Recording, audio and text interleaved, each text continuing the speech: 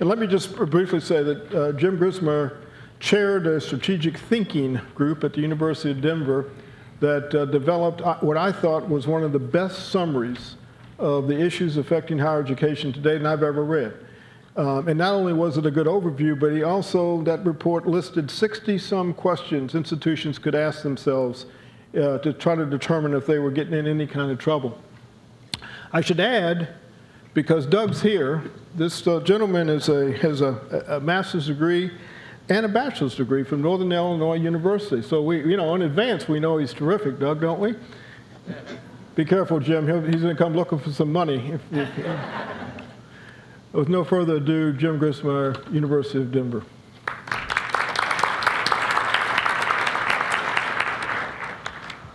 Well, thank you very much. It's really a pleasure to join you, and if the technology holds up, I'll be here through the entire presentation. I've had a chance to look at your previous strategic plan and the enormous progress that has been made at Harper. I remember Harper well from my many years in Illinois, and it's wonderful to see the institution move forward. What I'd like to do today is to talk a little bit about strategy and the environment. I know some of you have had an opportunity to look at our report, so I'll try not to trot over too much ground that you've already read. My role here at the university has been as dean of the business school, where I taught business strategy, and now I run a program called the Strategic Issues Program, which was alluded to. So I'd really like to talk about our three things today. I'll give you a quick overview of the program that produced this report. And what I really want to talk about is the environment and changes that we found after about a year of work in the environment. And I won't try and touch on them all, but just a few that I think are particularly salient. And then talk in a little more depth than the report actually goes about the process and about thinking about strategy. So with that introduction, let me move ahead here. University of Denver Strategic Issues Program is part of the university's commitment to serve the public good. And each year, we assemble a panel of talented citizens from around Colorado, take on an issue, and then bring in the best people across the United States or around the world to talk about those issues. As you can see by the slide, we've covered lots of subjects: economic development, water, which of course in the West is a big issue. We did a major report on immigration, looked at campaign finance, other issues that are important not just in Colorado, but on a national level. And of course, today we're talking about the report we issued recently on higher education. The panel process involves assembling a group of very accomplished folks, but who are not necessarily subject matter experts. And then we bring together the experts. Process is really divided into a couple of parts. The first part is listening and learning. And so our panel had presentations. I think this panel had 17 presentations or so from folks from all over the country. Some of you may recognize in the center on the left Sylvia Manning, who heads the Higher Education Commission, and many of us are beholden to the North Central Association for our accreditation. On the lower right is Jonathan Reese, who's a professor at Pueblo, and we had both Jonathan and Carrie Nelson from the AAUP. So the panel got a wide range of presentations and looked at this whole question of higher education through a number of lenses. Lots of presentations, lots of note-taking. Our meetings are open to the public, and on the lower right you can see even our faculty was taking notes, which was both encouraging and scary at the same time. And then discussion. The panel met, had had 6 meetings, a total of 24 hours of discussion of this topic. So this is a fairly thoroughgoing process, and the outcome was the report that I think is available to you called Unsettling Times. So we began by looking at the environment of higher education, and it's pretty interesting. All of us operate in environments that really have a perception of permanence. If you think about universities, the oldest is the University of Bologna, founded in 1088. So in a mere 73 years, they'll be 1,000 years old. There are some 20 institutions in Europe that were founded in the Middle Ages that are still in business today. So there's this enormous sense that we are part of an environment that is really stable. Yet at the same time, we're seeing a kind of a growing sense of unease. Costs rising much faster than the GDP or family income, concerns about the failure to provide a meaningful education. The academically adrift report, which claimed that 45% of students failed to demonstrate any significant learning during the first 2 years. Whether that's accurate or not, it certainly reflects an apprehension. The inability of students to find jobs. The institution is creating a resort-like atmosphere. It's using tuition money to do things like building climbing walls, gourmet food, high-end dorms, expensive athletic programs, extensive student services. I should hasten to add that this climbing wall is not at DU, it's at the University of Georgia. I personally think ours is better, but this is they have a good one. Well, these issues are important, but even though there are problems, is it possible, we ask ourselves, that such concerns could disrupt such long-standing institutions? Well, we didn't have to look very far, no further than the Fourth Estate, the print media, to see examples of such profound change. As you all know, the printing press was invented in 1450. Newspapers have been around for hundreds of years. And of course, then came the internet. So what does this type of disruptive transformation look like? Well, it's about shattering change. The blue line shows the revenue from print advertising, which declined in a little more than a decade by 60%. And the red line shows newspapers' attempts to replace that revenue with online advertising. The results, closures and layoffs, papers that have been around more than 100 years, transformations, the great Seattle Post-Intelligencer, now a little online news service, and of course sales. The Wall Street Journal, and amazingly the Denver Post, bought by Jeff Bezos for $250 million, an amount that would have seemed inconceivable 10 years earlier. So is higher education ripe for that kind of change? Many people think the answer is yes. So the panel began by saying, okay, well, what are the forces driving change?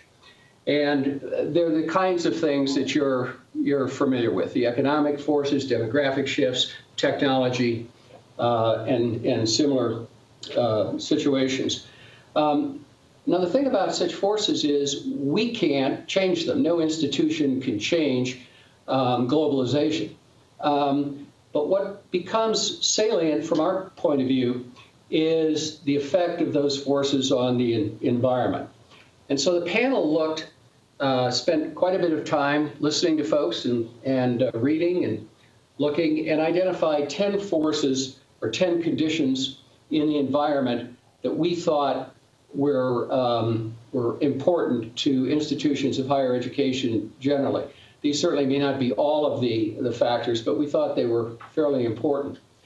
So all of these forces, all these conditions impinge on colleges and universities and secondary, other educational institutions And the impact of those is differential.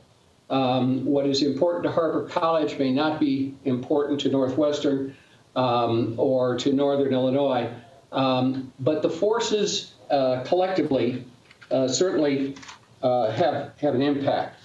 So I'm going to touch briefly on a couple of these, and I won't spend a great deal of time on them, but to give you a notion of the significance of the change going on, which all of us, of course, see every day.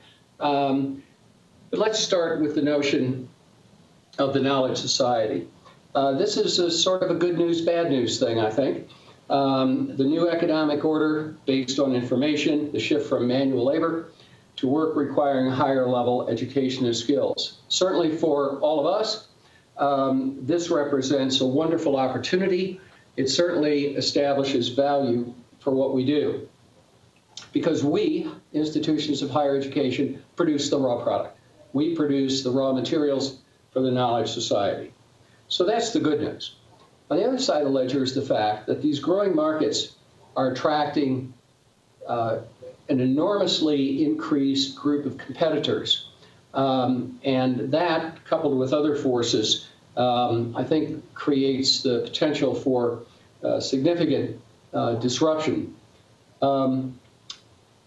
Another characteristic are the rising costs of higher education. You may not be able to read this too well, but the top, this is the percent growth of tuition. At the top are public four-year universities, growing 250% or so. These are inflation-adjusted numbers.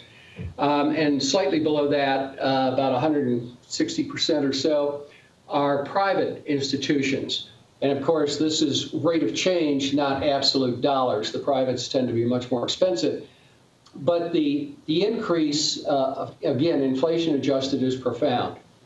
It becomes most interesting and indeed troubling is when you look at change in family income over the same period. And the gulf that has been created between the ability to pay and what we're charging for our products is profound, as you know. And the result, of course, is declining affordability. So what does that mean to the higher education marketplace? Well, it's particularly interesting when you start overlaying trends.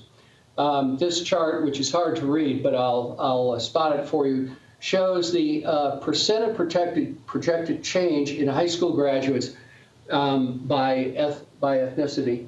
And the two numbers to look at are the top number and the bottom number. The bottom number is the percentage of change anticipated for white students, which is down about 13%.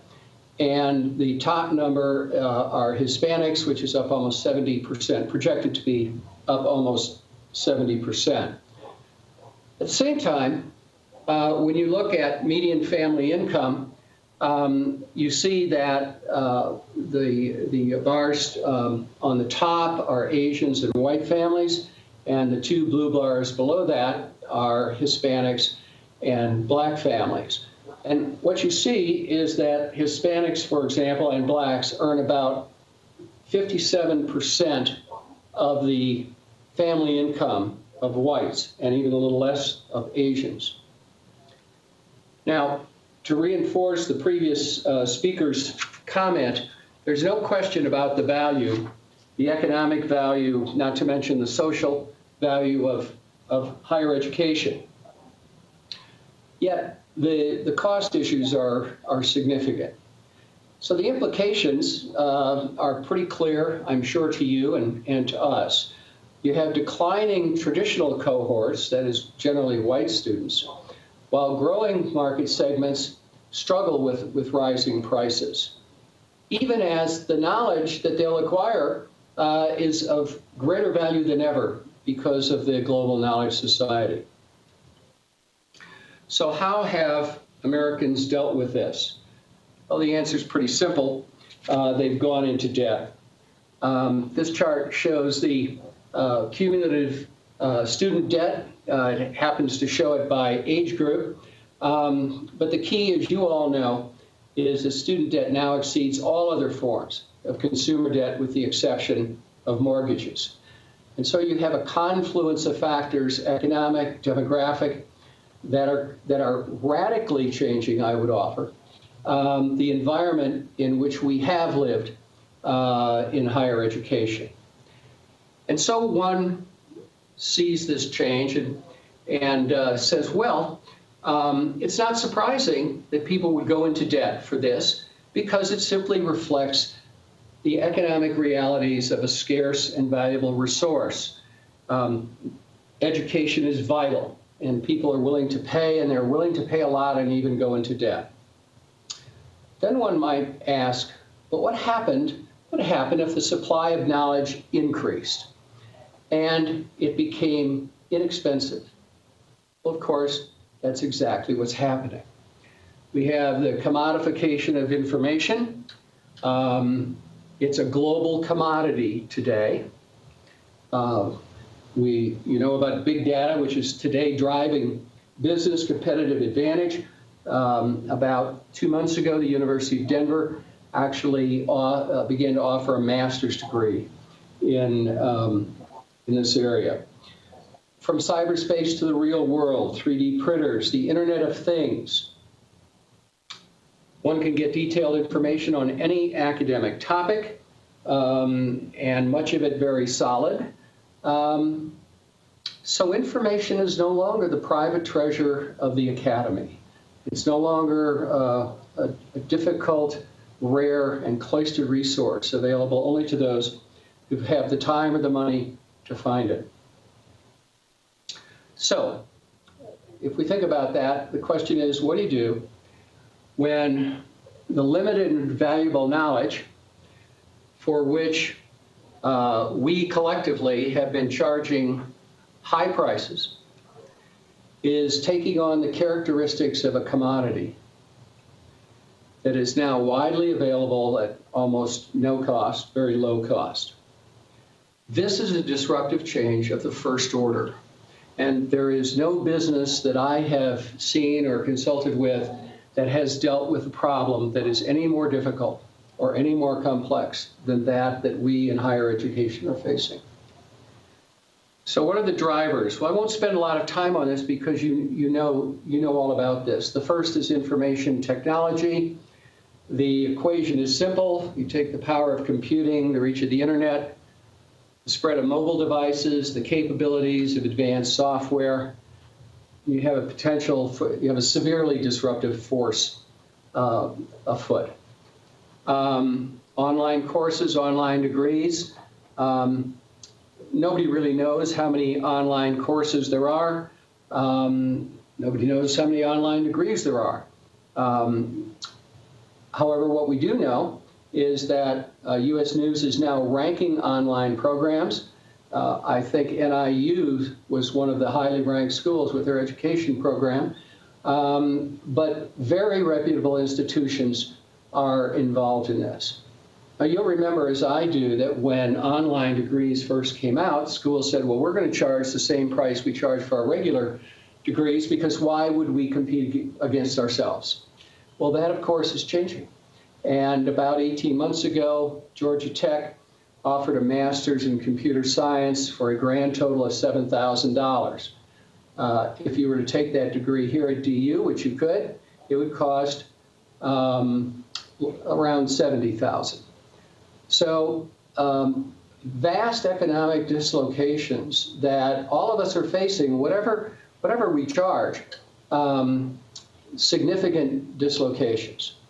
So how are we going to respond to inexpensive online courses and degrees when they're offered by top universities, not two fellows in the garage, but top institutions? What's the strategy in a world where every student can hear from the best professors in the world at little or no cost? The other disruptive innovation that I'll mention, and I would urge everyone, I'm certainly urging folks here, to look at very closely, and this is the innovative type of innovative practices. What I'm thinking about particularly is competency-based education. Time doesn't permit us to go into this in much detail, but in my own view, it has a disruptive capacity at least equal to technology. There's more on it in the report if you want to read it, but places to look are, the best place to look is Western Governors University. If you want to see the impact it's having, not only in terms of reaching those students, those demographic cohorts that are being underserved or being priced out, placing students effectively because industry helps design the competency-based tests, and doing some remarkable things. It's worth taking a little bit deeper dive into. Well, so we've got a changing environment. The report talks about all the things you see on the left side. And so it's been interesting how colleges and universities generally have responded to this. Most places have taken what I call a financially based strategy. There may be better ways to describe it, but it goes like this. If you have increasing costs and demographic shifts producing declining affordability, which we just saw, and then you have just technology and educational innovations, pedagogical innovations producing lower price alternatives. And then in the face of growing markets driven by the knowledge society, you have significantly increased competition, not only from private providers, but from institutions all around the world. An interesting factoid is that over the decade from roughly 1999 to 2009, the number of universities in China, these are real universities, not places in office buildings, but with campuses, rose from roughly 1,000 to 2,300 in a decade. So there's competition from abroad as well as within. That competition has produced for many of us, this is particularly true in the small liberal arts colleges, enormous enrollment pressures. So how have we responded? Well, we've created more amenities, fancier dorms, more climbing walls, all kinds of things. We've created tuition discounts. Tuition discounts have over the past decade, on average, risen from just about 30% to 43%. Again, on average. Huge increase. And the result of more spending and reduced revenue, not to be surprised, is lower net income. So we have compensated for that by increasing tuition, which of course exacerbates the problem of declining availability. So is this strategy sustainable? It's not clear to me that it is. So the panel began to think about, well, what's another approach to this? And so we began to think and brought in strategy experts about a value-based strategy. And the point I'd like to focus on for the rest of my comments are to think about a value-based strategy as opposed to sort of traditional strategies. So let's see what that means. These are elements, they're sort of elements of strategy, pillars of strategy indeed, and we'll take just a second to talk about several of them. So visualize that this is the organization, and within the organization you have these potential strategic elements. The elements on the right side, a market perspective, demonstrable value, documented differentiation, focus on stakeholders, those particular elements are value-based, outward-facing elements. They go beyond the boundaries of the organization. Their look is into the larger environment. The elements on the left side, culture of measurement, financial viability, institutional flexibility, and educational innovation, are elements that are vitally important to effective strategy, but they really relate more to innovation. So if the elements on the right relate to direction, they focus on who will we serve and who are our customers, our stakeholders. And the elements on the left are really about implementation of strategy. Their focus is on organizational capability, culture, resources. Those of you who are involved in teaching strategy, as I am, this is the sort of resource-based dimension of strategy. So let me just look at these a little closer. The goal, of course, is to develop a strategy that balances these elements and does it in a way that is responsive to the conditions that your institution faces. And those are different for each place. So what I'd like to do is to just posit some questions that and these questions certainly are merely a starting point, but some things that you may want to think about. And first, let's look at those 4 items on the left-hand side, the internal strategic elements. So the first of these is the idea of a culture of measurement.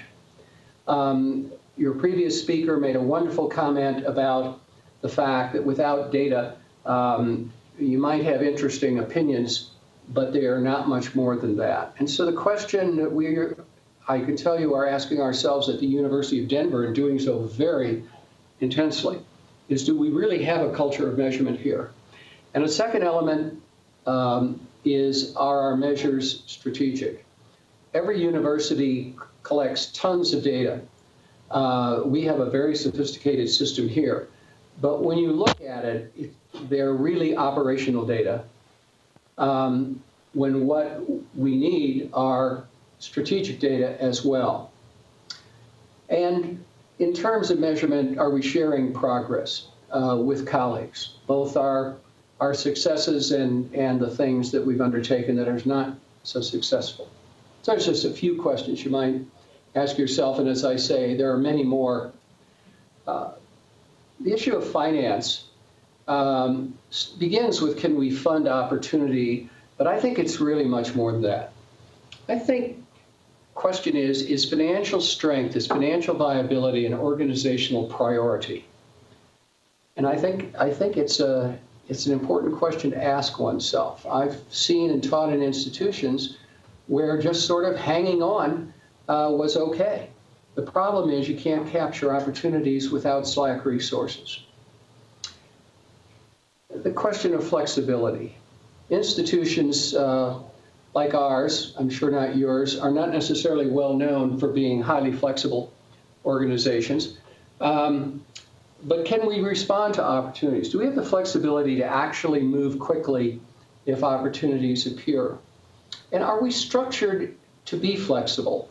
Do our rules and our procedures involve a suppleness that allows and encourages the organization to move, not in a thoughtless sort of helter-skelter way, but to move without years. I'm on the Board of Trustees of the university, and we just approved a change in the name of a program. We didn't change any of the courses. We didn't change the leadership. We didn't change the direction. We changed the name. And it took 1.5 years to get to us. It's not clear to me that that type of response is going to cut it going forward. And finally, innovation. Can we create opportunities? Not just respond. Can we create opportunities? Do we have a climate of innovation? Do we have the process to actually assess risk in a thoughtful way? Let me finally then begin to talk about the outside, the elements that face to the outside of the organization. And let me begin, and I'll go a little bit more in depth in these because most institutions, not all, but most institutions are not perhaps as accustomed to thinking about these, although that I think is actually changing. So for Marcus, there's a number of questions. Where shall we be active? This is the arenas question. It's the corporate level question of where shall we play? What are the target markets need? And how can we match? Do we have the ability to match our strengths with their needs. Within each selected market, are we sophisticated enough to segment the markets? Because we probably are incorrect in thinking that everyone in a particular market area, that the segments need and wish the same thing. They probably don't. And then what vehicles will we use to deliver services? How are we going to stage entry into the market? Something that institutions don't always think about. Have we identified markets in which we choose not to compete? I tell students that strategy is a great deal about what we choose not to do. And so it's an important question. Do our administrators, faculty, and staff, do they share a market orientation? Not necessarily traditionally the case in higher education, although I've been doing a lot of talking around the country, and I sense that's changing significantly. So the question of value, this is really the core question. Does our institution, do we treat value creation as the highest priority? Is it a focus, is value focus woven into our culture? Do we actually train people to think about value every day? That sounds perhaps platitudinous, but I think we talk about the importance of education. An important question is, where's the locus of value in each market? Let me give you an illustration. Our law school recently did a strategic plan, and they did something very interesting. They didn't start with the presumption that their job was to create value for students. They said, well, what are the students seeking? Well, they're seeking jobs at law firms and corporations. Okay, well then maybe the locus of value needs to focus on the firm. And then they said, well, wait a minute. The legal business is changing dramatically today, and it's the customers who are setting the environment, and the legal firms are reacting, and they're wanting to hire students who are able to operate in an environment and who are practice ready. And so in their plan, they went down 3 steps down the chain to say, here is where we need to focus. Interesting question. And then a huge question is, can we demonstrate the value of our programs? You know, many of us deride the ranking systems, but in point of fact, it's one way that a very complex intangible product is demonstrated to consumers. There are other ways, of course. So, several other questions that you can read in the report, but the notion of consistently verifying value, I think, is for every academic program, I think, is hugely important. Well, 2 others, and of course, huge issue is differentiation. You know, when I was doing accreditations visits for AACSB, I never went to an institution that didn't say, we are unique. But they were all remarkably similar. And so we talk about being differentiated, but in point of fact, it's not clear to me that many of us are. Well, this is the question of distinctiveness and the question of validating the differentiation we claim to stakeholders. And the question for us internally is do our folks treat this as really important? Because it's enormously important. The notion of a thematic constant. Universities and a place like Harper are very diverse places. And yet it seems that it might be useful if we could develop a thematic differentiation for our institution that is then interpreted through our units. Very difficult to do, but pretty useful if you can do it. And how do we achieve vertical and horizontal strategic alignment? It's not a question to go into today, but achieving that alignment is essential, as I'm sure most of you know. And then finally, stakeholders. So the question is, have we identified our stakeholders internally and externally in a formal way? not sort of sitting around having a cup of coffee. And do our internal conversations first focus on creating value for external stakeholders? If you look at higher education, 25 years ago, it was offering a product that people were clamoring for, would pay almost anything for. And our focus, as in the case of all monopolists, was essentially internal. The thing that we've started to learn is that we need to have our employees looking out the window and not back down the hall. We need to think beyond the boundaries of our organizations, and we need to focus every day, if we can, on creating value. And I've seen some institutions that are doing this remarkably well, and others that are more challenged in that regard. And finally, have we prioritized our stakeholders? Have we made a judgment as to which of our stakeholders we will first maximize value? For whom will we first maximize value? Because at the end of the day, you can't be everything to everyone, and you can't give everything to everyone. And so our report talks about this question of primary value maximization. Whose value will you maximize first? A very difficult question and an important one. So let me conclude. It's useful to think about these large forces that are shaping our environment. And those forces in differential ways are impinging on us. Forces that are important to the University of Denver may not be important at all to Harper, and issues that are very important to Harper may not be as important to us. But one way or another, all of us are impacted by some of these forces. And when you put them together, when you overlay them, you begin to see a situation of really profound change. And so the question is, what shall our strategy look like? The report suggests that these are some elements that one might want to look at.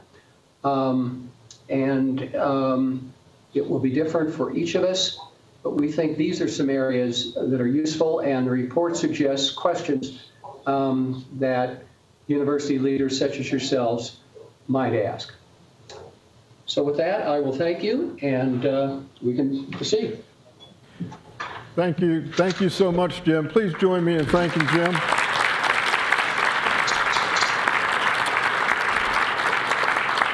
Jim, I know you're going to stay with us for 20, 25 minutes. I can't tell you how much we appreciate your giving. I mean, you don't have any real connection to Harper, but through Northern, we can at least feel like we're cousins to one another, and perhaps good brothers and sisters before it's all over with, Doug, depending on our own collaboration.